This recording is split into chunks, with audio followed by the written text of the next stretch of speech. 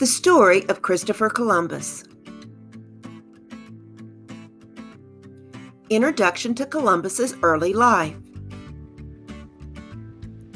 Christopher Columbus was born in the busy port city of Genoa, Italy in 1451. Growing up by the Mediterranean Sea, he was fascinated by the ships and sailors that came and went. By the time he was 14, Columbus was ready to join the adventure and set sail on Italian ships. His life took a dramatic turn when at 25, his ship was attacked by French pirates on a voyage to England. Despite being hurt, Columbus survived by clinging to a piece of floating wood until he reached shore. The Mapmaker and his Dream. After his adventures at sea, Columbus settled down and opened a small shop where he sold maps and books to sailors. He became an expert mapmaker, spending hours studying and creating maps of the known world.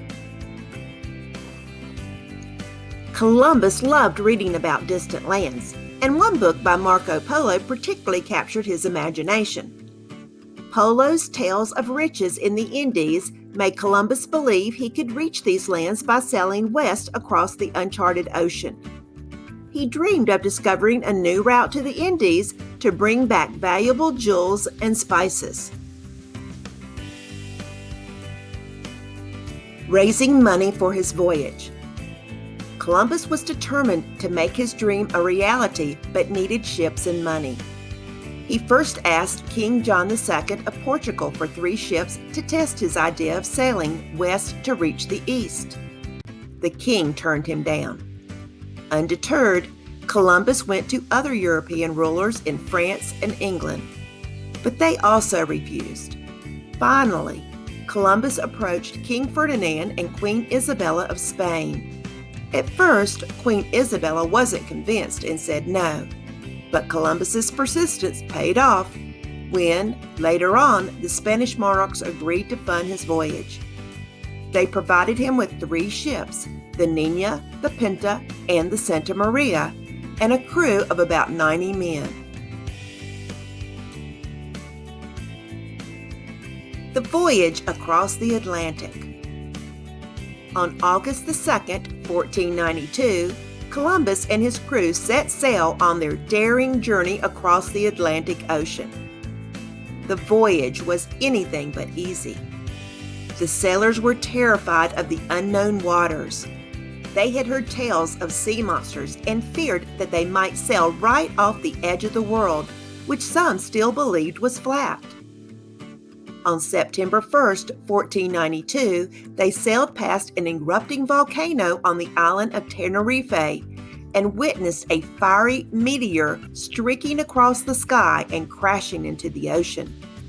The crew took these as bad omens, adding to their fears.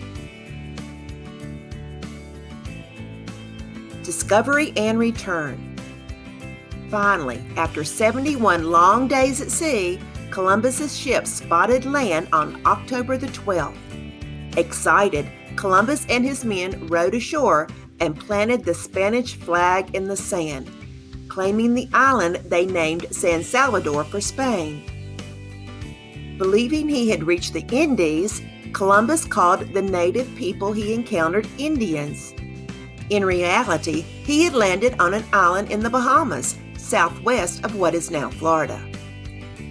In March 1493, Columbus returned to Spain, bringing with him a few of the native people he had met. King Ferdinand and Queen Isabella were so pleased with his discovery, they gave him the grand title of Admiral of the Ocean Sea. Legacy and later voyages. Columbus made 3 more trips to the Americas in 1493, 1498, and 1502, exploring new lands like Cuba, which he called Guiana. However, he never found the vast riches he had hoped for. Columbus passed away on May 20th, 1506 in Spain, with only modest wealth to his name.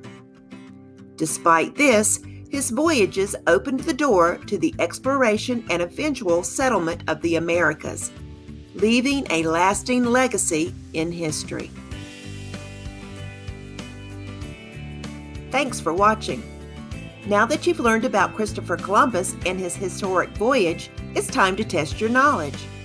In the description below, you will find links to a variety of quizzes and activities available to help you review what you've learned.